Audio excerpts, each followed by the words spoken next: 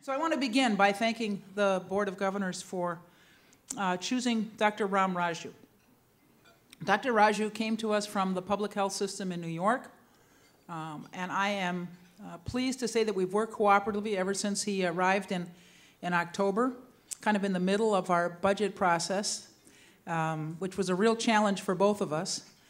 But he has been a pleasure to work with, and I am confident that he can provide the kind of leadership that our public health system desperately needs going forward in very challenging times, which I'm sure he'll address in his remarks. Again, I'm very grateful to Dr. Raju for his spirit of cooperation and for the good work that he's done thus far and will do. Thank you.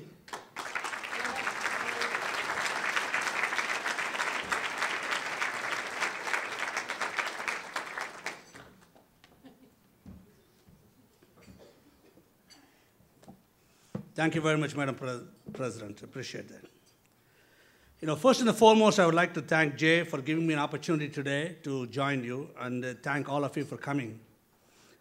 As a recent transplant to Chicago, I am really overwhelmed and touched by the kindness, affection, and the support I've received so far. Coming from New York, this has been a wonderful experience for me. This is a great introduction to the Midwestern culture and hospitality. I really cherish that. Thank you.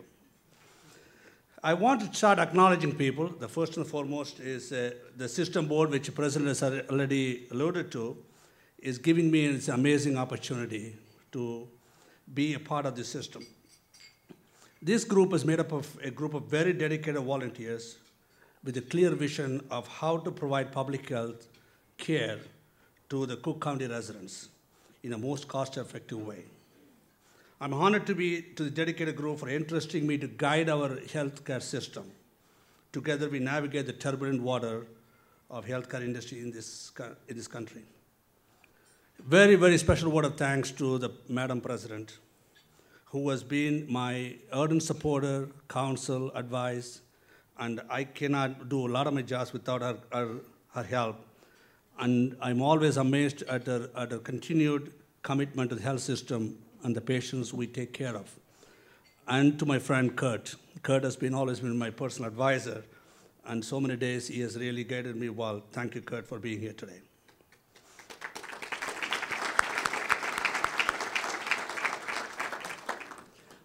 A special word of thanks to the Board of Commissioners who are here, who has been very kind to me in very tough times. I come in before them not with very good news, but still they understand, they appreciate, and they give me an opportunity to correct things in there. I totally appreciate that. Thank you, Board of Commissioners of Cook County. Thank you. I'm going to take this opportunity to talk a little bit about public hospital system in the country as a whole, right? For those who really support the public hospital system, thank you very, very much. For the people who are very skeptical of public hospital system, just give me a chance. Let me state my case.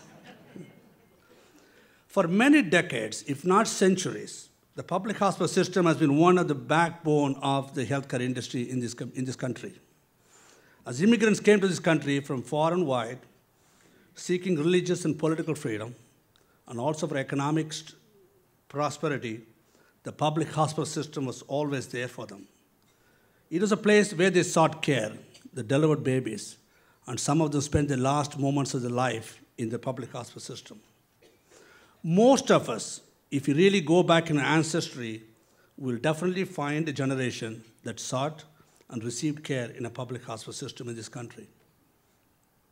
Today, the healthcare accounts for approximately 17% of the national GDP. Over the past decades, there have been sea changes in the delivery of healthcare system in this country.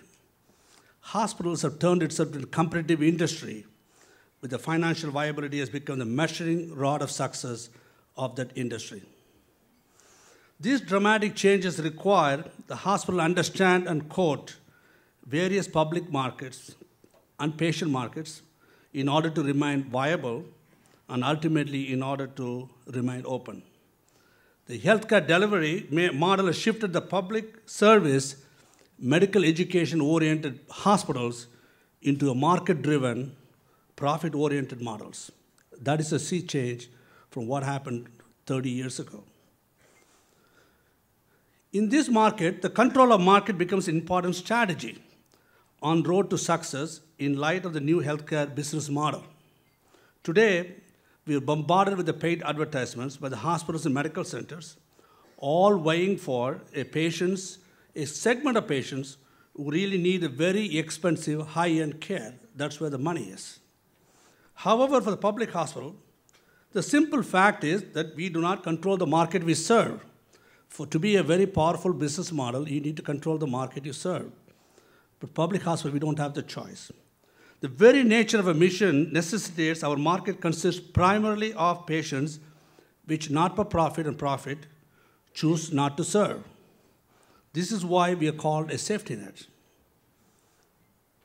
We are a safety net for the medically indigent, those people who cannot have any healthcare coverage or do not have adequate healthcare coverage, which means they're not very attractive to the for-profits and not-for-profits.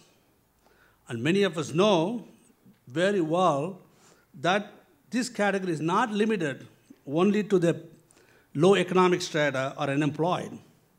In fact, many people with job don't have insurance, health insurance, seek care in a public hospital system today.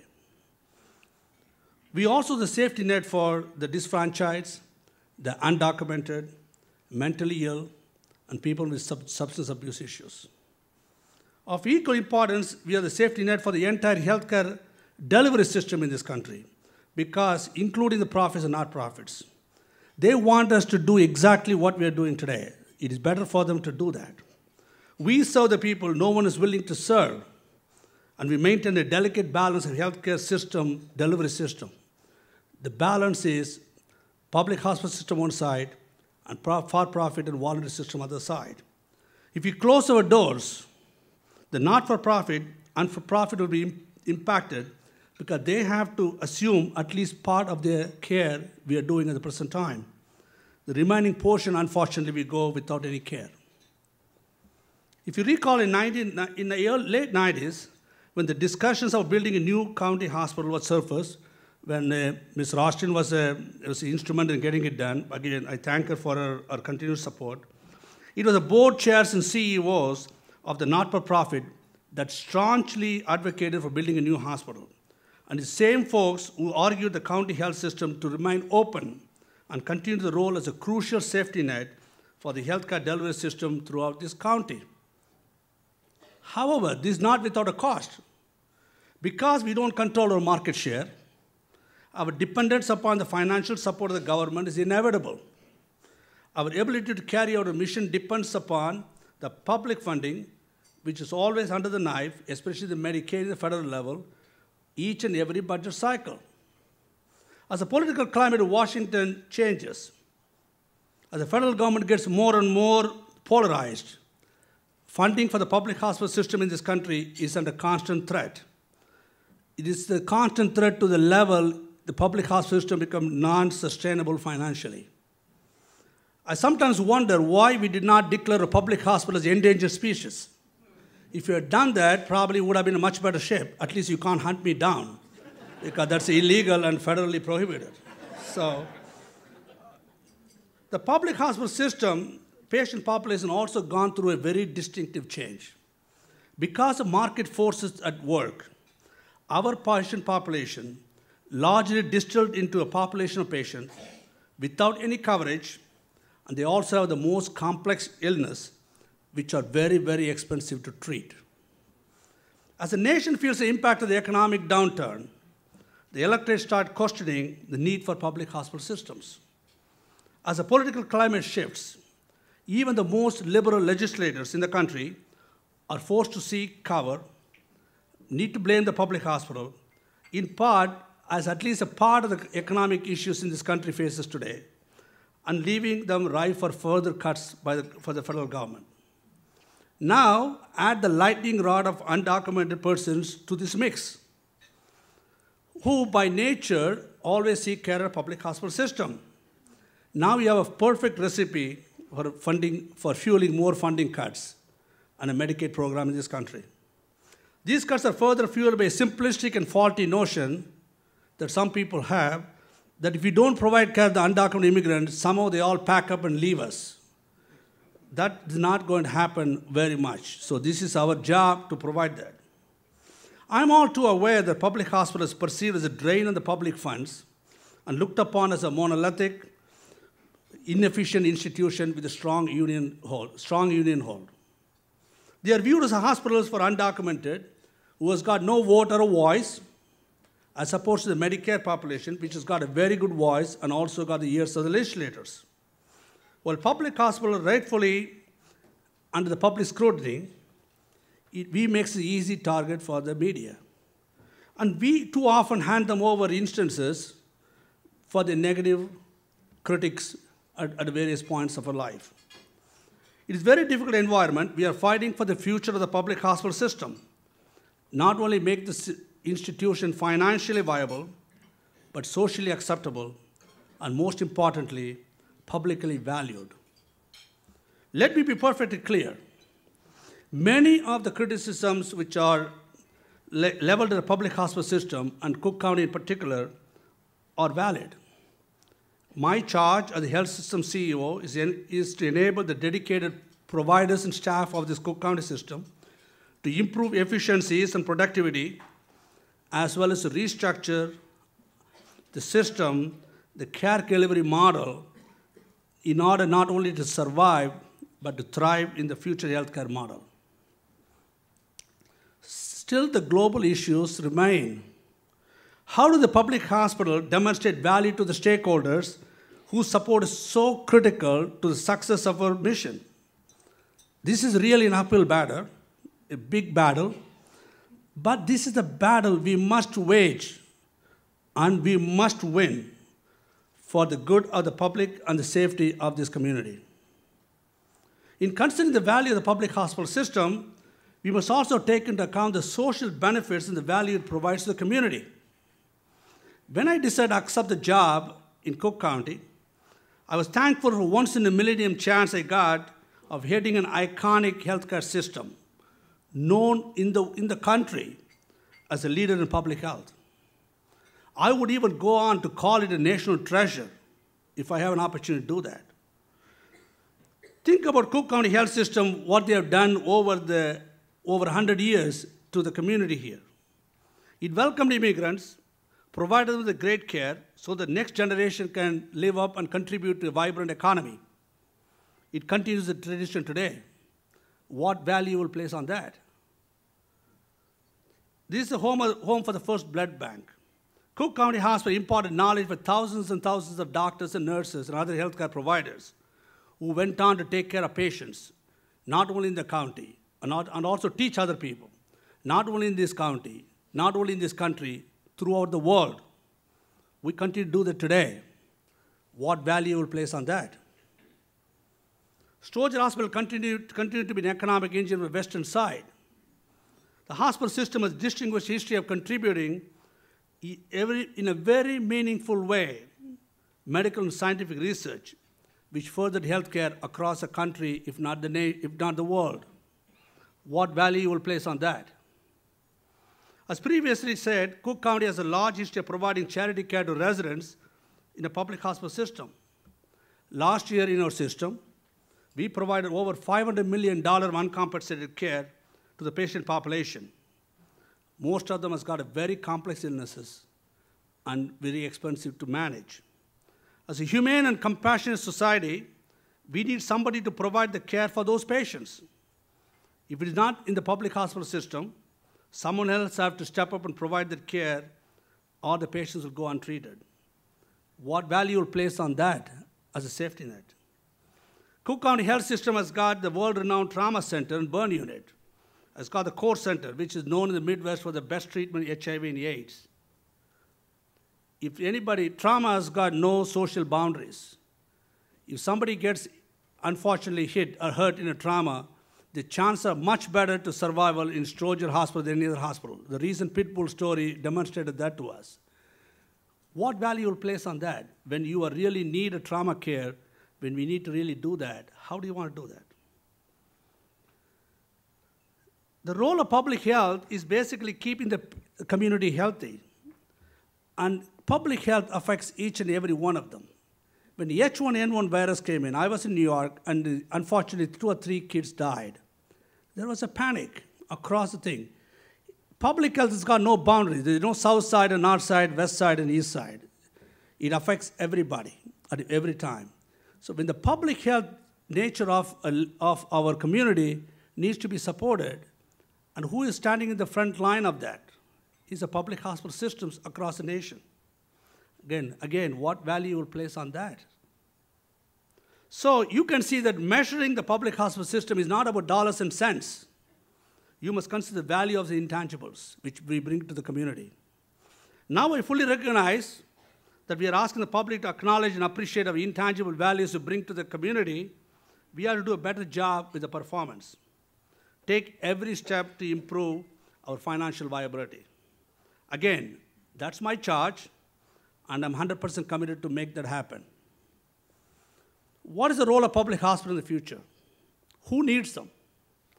Who will pay for them? Who will support them?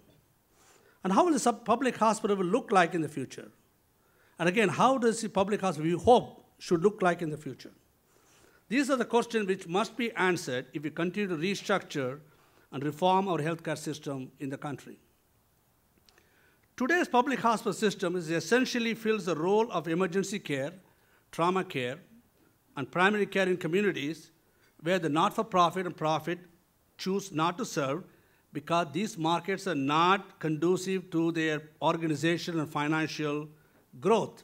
We don't want to invest in areas where there is no market. Their strategy is built on developing capacity for high-end profitable cases and gaining the market share in those services. That's where pays the bill and generates income for the stockholders. Again, this is a stark difference between the two healthcare system, delivery systems that exist in this country today. And add to this polarization which happens, the healthcare reform. I know some of you are telling, look, 2014 ACA will come in, everybody will have some kind of insurance. Why do we need a public health at the time, public healthcare system at the time? Because everybody got insurance, they will get that. Again, not too fast, not so fast.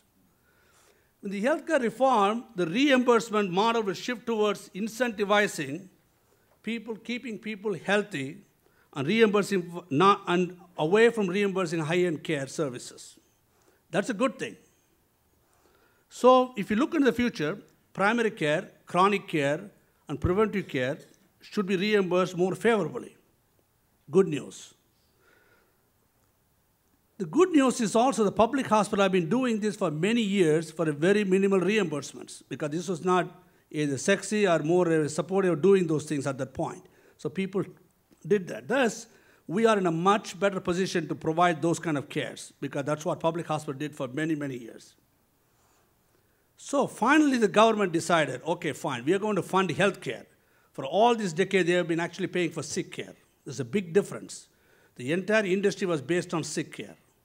Whereas now, for the time being, we said, okay, we're going to pay you to keep people healthy and keep them out of the hospital. You'll be better with that.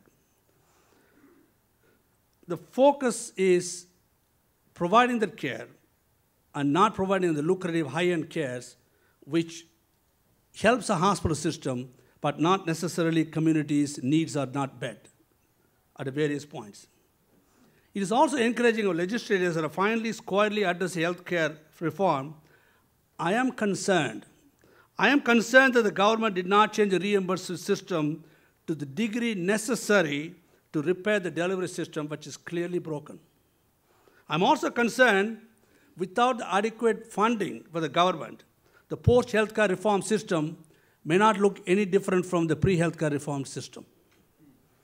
Significantly increasing the capacity to providers to provide care and chronic care will require upfront investments, both in financial as well as human resources. The fact providing specialty care continues to be lucrative even in the post-healthcare model. It may keep the market-driven, for-profit healthcare systems from entering the chronic disease and the preventive disease market. This could even lead us to a greater divide in the healthcare delivery system that exists today. My fear is that it will result in a two-tier system.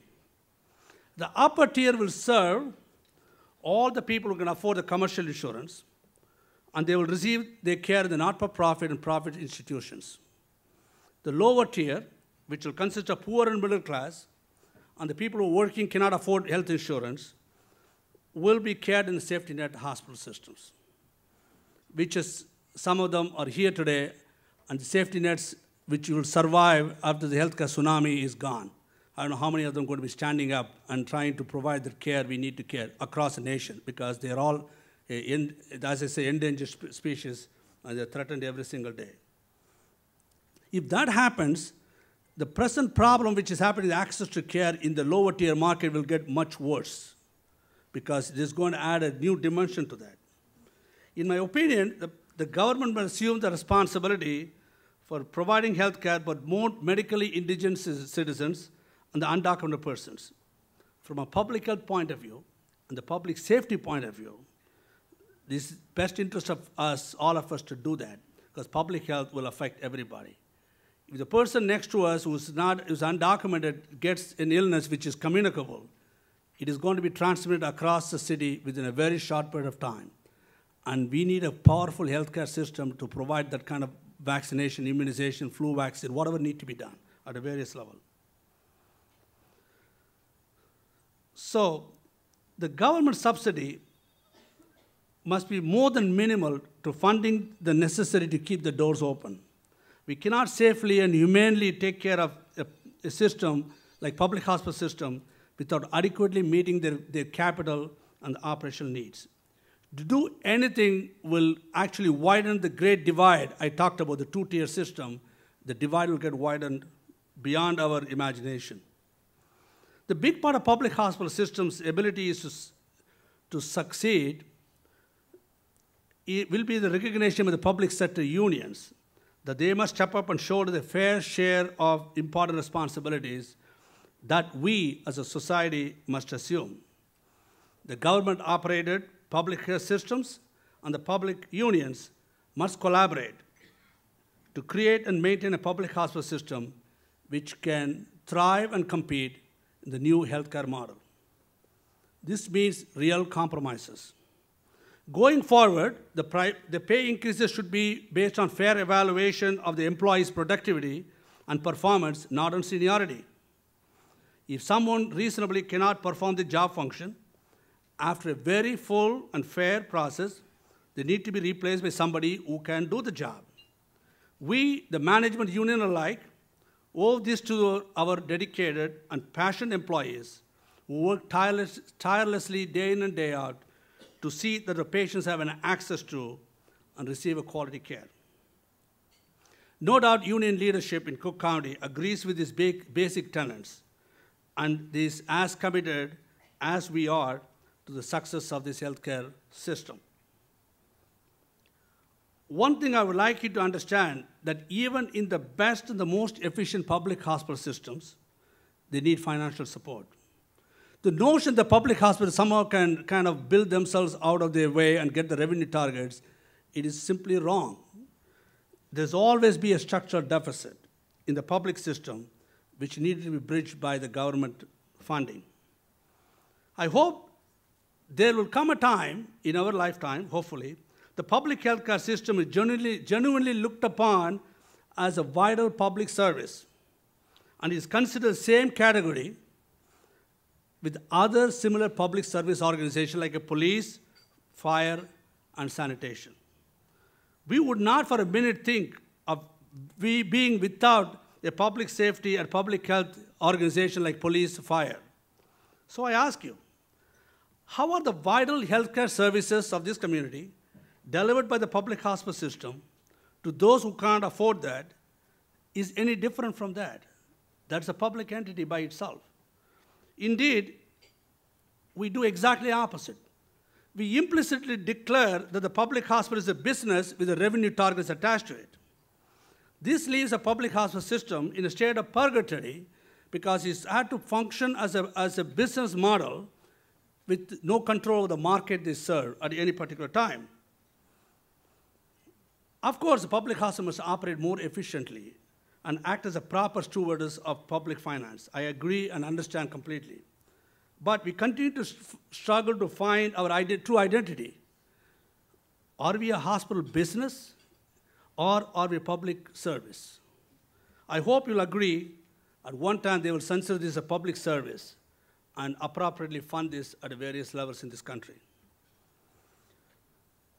Well, you graciously and very patiently listened to me, my views and my pleas regarding the state of public hospital in the country. So now in this framework, I would like to take a remaining few moments to talk about what is in store for Cook County and Cook County Public Hospital System. We have three major challenges. The first challenge is to get our financial house in order. You know, that's not the first time I heard that this is an issue in our system, but I just want to assure you that that's a priority for me and for my board, and I commit to you that you will see some substantial improvements in that field. For those who already know this, I would like to give you a little understanding how the finance in the public health system are being done. The hospitals manage their finances with what we call cost shifting. In essence, the private insurance companies pay the hospital more money, and that money, extra money, is being utilized to fund the people who are underfunded, some of the government program, as well as the people without any money. In Cook County, we have a system which has got 88% of our ambulatory side is uninsured, and 60% of the inpatient is uninsured. Where do you do the cost shifting here? There's nothing to shift it to. That has been a fundamental problem of running a financial system, which is so difficult. So that is the reason we'll always have a structural deficit, which needed to be taken care of.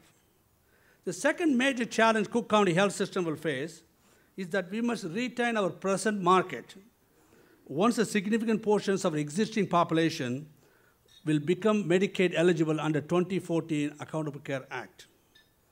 What is critical to the system is what we call leakage of the patients in the system. So what is critical to the system is the perception of care they receive, which translates into the decision they make that they have an opportunity to go outside, they will still stay within your system.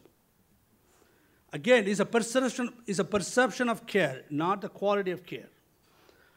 In fact, the quality of care within the system is pretty good. I'm very impressed with that. What we need to improve is what we call as the customer service elements of the healthcare system.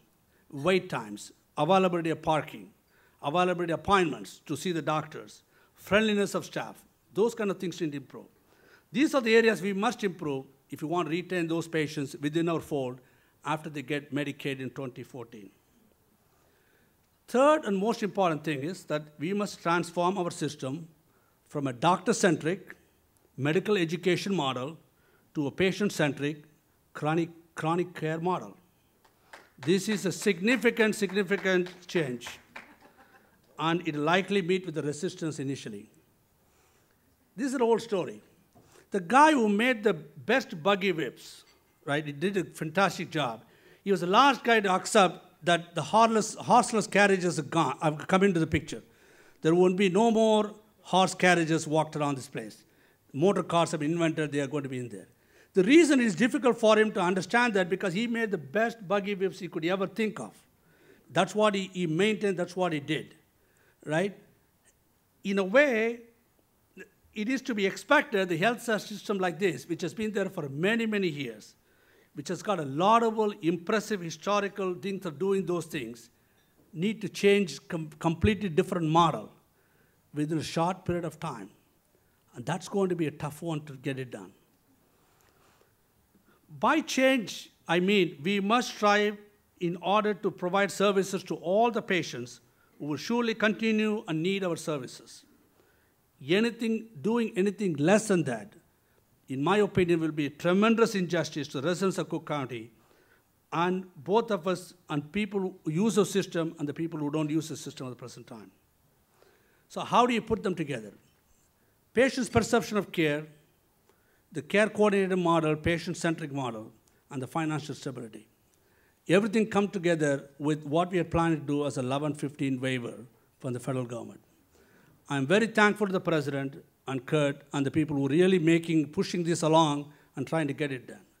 What we want is, under the Accountable Care Act in 2014, 100,000 people who are in Cook County system today getting care but uninsured and not getting paid will be eligible to be pre-enrolled them before the 2014, 18 months ahead of the game.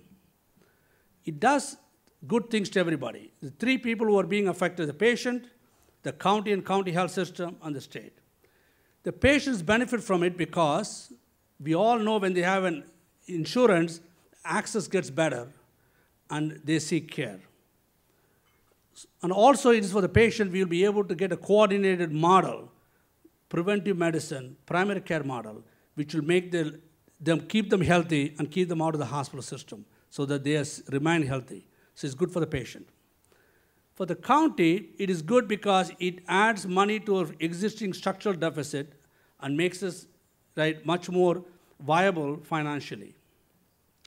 It is also gives the county health system a pilot to embark on a new methodology or a model of care, which is care coordinated model. From medical education model, we are moving into the care coordination model, which will be very, very helpful. And it gives us an opportunity to try this model and be ready in 2014 so that when these people get insurance and ready to move out, we will be able to keep them inside a system because we have a good model already in place. So it's good for the county and for the county hospital. It's good for the state because this 1115 waiver comes with absolutely $0 cost to the state. And also, as more people Medicaid patients seek care within the Cook County system, the state does not have to put in the matching dollars of the Medicaid, as opposed to when they go outside the Cook County health system, they need to be they should be matched for dollar for Medicaid expenses they need to use. And the third most important thing is, if we do not do this, if the Medicaid patient 2014 comes in and we don't have a care coordination model and the patient leaves the system, we will be distilled into a system of completely uninsured. So our uninsured population will probably in the high 90s. It has got a tremendous implications on what we call as the Medicaid supplemental dollars, DISH, UPL, BIPA, because we get that money providing the care, and a part of the money is being given back to the state at a various level. So it is better for the state to do this. So it is a win-win-win for everybody. Win-win for the patient. It's a win for the county and the hospital system, and win for the state. It also helps the state so that at 2014, suddenly 500 or 700,000 people don't rush in for Medicaid. It also helps the state to ramp up the Medicaid enrollment in a very orderly fashion. And most importantly, they can learn from the care coordination model we're going to set up and tweak it, what works, what doesn't work, so we're able to provide a much better care in 2014. So we are trying our best to get this done at a various level, and we're working closely with the governor's office, and as I said, with the president's help, we have a meeting with the state legislators trying to articulate this.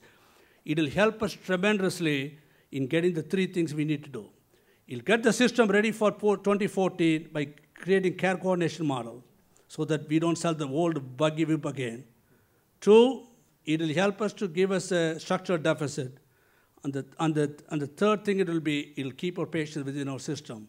Once in 2014 comes in, they will not be able to leave because they will be able to be in the system. So the county and the health system has got enormous opportunities in the future. I'm honestly energized. I'm very happy to be in this sector because this is an opportunity once in a lifetime to change the way healthcare is delivered across the country and in the county. So it is such an important moment. So the future care, the patient will be the focus for a streamlined and coordinated continuum of care. Enhanced communications will happen between the hospital and the community providers. General and specialty care physicians will work together more efficiently, and the primary care physicians will take on a case manager's role for more number of patients. So they manage a patient both inside and outside the hospital for better care, for better value for the money government provides us. If it is remain true to the mission, Cook County system must be ready for this critical role. I think it can and it should play in the future healthcare market in Cook County.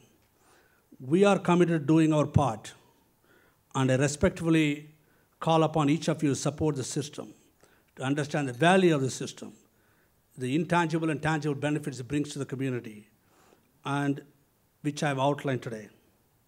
Finally, I am assuming the new role, I have the great opportunity to closely observe outstanding work done by the talented providers who are very dedicated and compassionate, and the staff at Cook County Hospital. Let me tell you this, you should be very, very proud of those people who take good care of the patients in a very tough circumstances. I know I do. Thank you very much.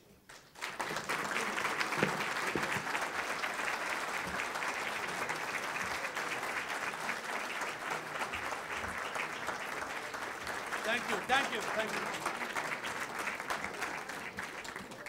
Thanks. On behalf of Ram, thank you for the semi-standing ovation.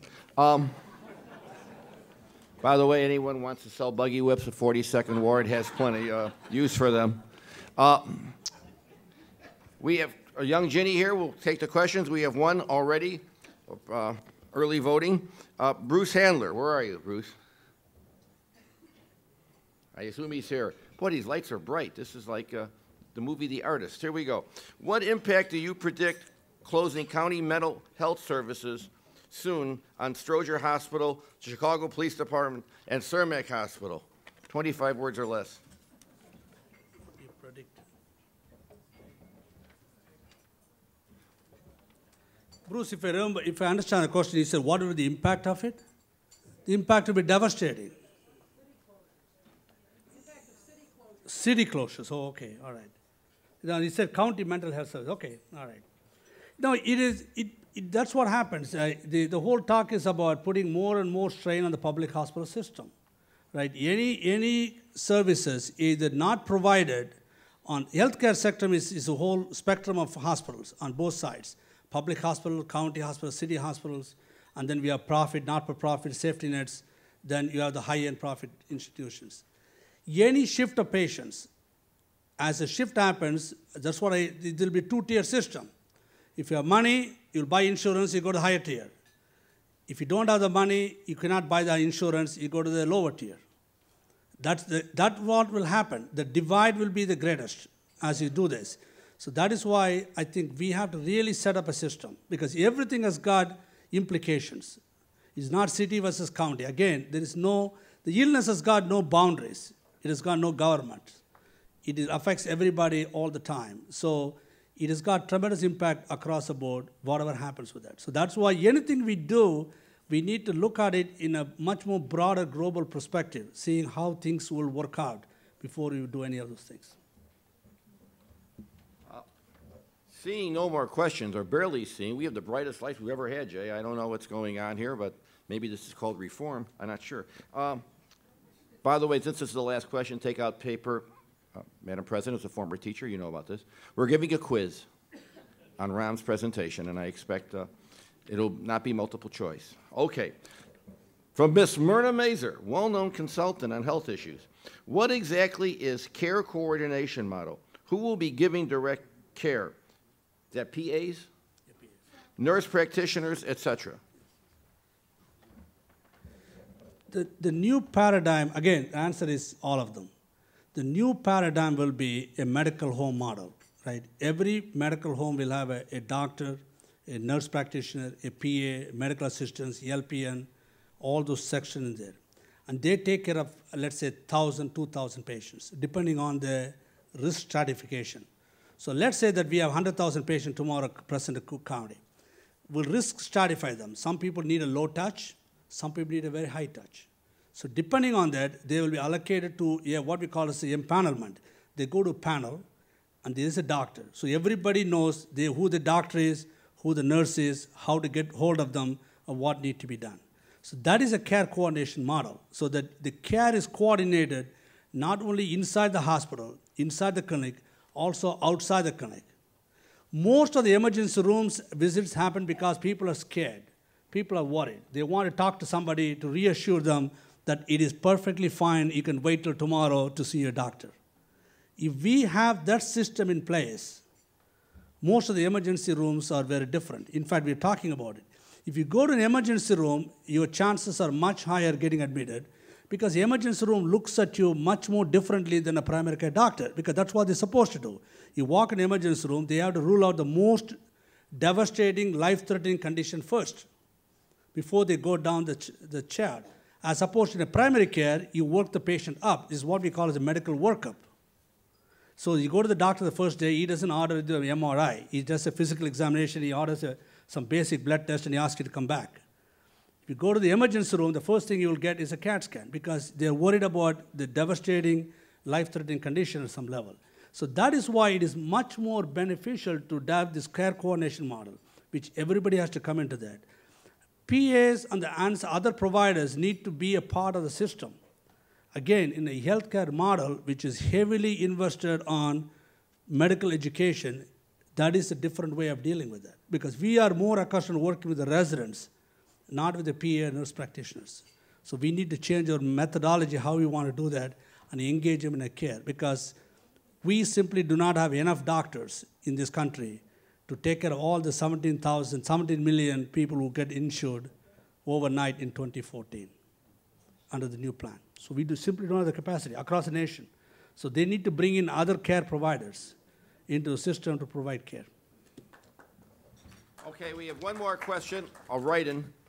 And by the way, acronyms are great, aren't they? I'm reading this. I have no idea what the hell I'm talking about. So, Ms. Velasquez, is that from Velasquez from, is that Oliva Medical Center?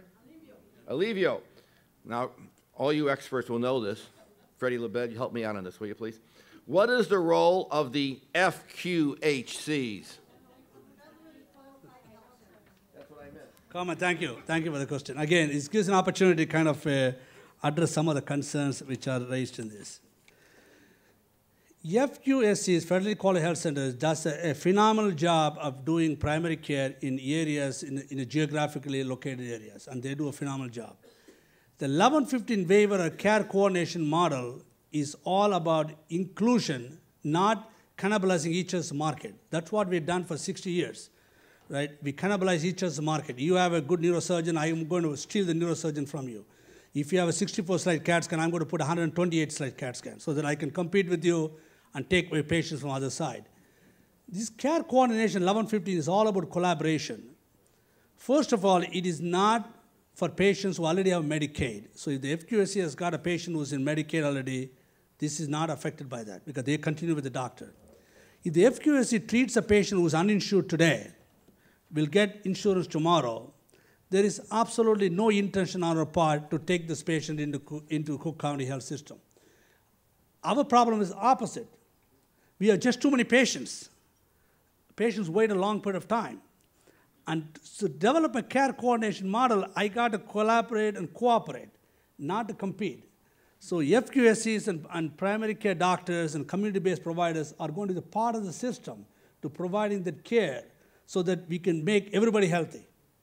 So that is the overall idea about it because it's very difficult, it's a sea change.